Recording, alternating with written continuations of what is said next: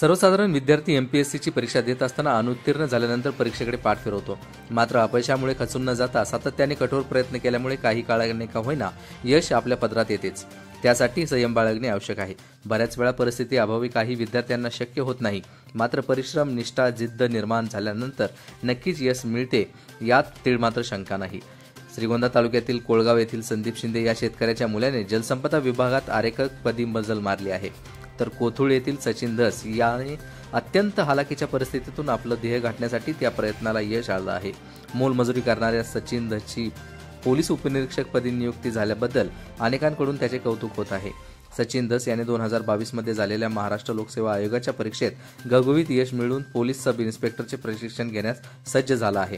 प्रत्येकाची परिस्थिती चांगली असतेच असं नाही, परंतु जिद्द असली की यशाचा पल्ला गाठता येतो. याची अनेक उदाहरणे आपण पाहतो, परंतु परिस्थितीमुळे अनेक युवक खचून जातात. अशा युवकांसाठी सचिन सारखे युवक उदाहरण ठरत आहेत. कारण हालाकीच्या परिस्थितीत रोजंदारीवर काम करत यश मिळवणारा हा शेतकरी पुत्र इतरांसाठी प्रेरणा ठरत आहे. मी माझं मनोगत जीवन प्रवास कसा झाला ते सांगतो. 2012ला माझी 10वी कंप्लीट झाली. मी काय एवढा हुशार नव्हतो. मला 70% होते. 12वी 2014ला झाली. मला 58% होते सायन्सने. आणि त्याच्यानंतर मी ॲग्रीला ॲडमिशन घेतलं. तिथं 4 वर्ष गेले. 2018ला डिग्री कंप्लीट झाली. तिथं 80% भेटले. आता पहिली गोष्ट म्हणजे मी मराठी मीडियमनी असल्यामुळे इंग्लिशचा प्रॉब्लेम झाला सायन्सला असताना. मग डिग्री कंप्लीट होईपर्यंत काही तारीख नव्हती, कोणती दिशा नव्हती, काय करायचं काय माहीत नव्हतं. मग 1 वर्ष असंच गेलं की बँकिंग करायची की MPSC करायची. मग ठरवलं MPSC करायची म्हणून. मग 2019ला पुण्याला गेलो. 2019मध्ये क्लासेस जॉईन केले. पहिल्याचा टाइम असल्यामुळे कमी मार्क्स भेटले. मग त्याच्यानंतर लॉकडाऊन पडलं. लॉकडाऊनमध्ये संपलं. आता म्हटलं की आपलं करिअरच संपलं. म्हणजे इतकं खतर परिस्थिती होती की रोजाने कामाला जात होतो लॉकडाऊनमध्ये. उन्हात लाटेला माहितीच आहे किती म्हणजे रोजाने जात होतं.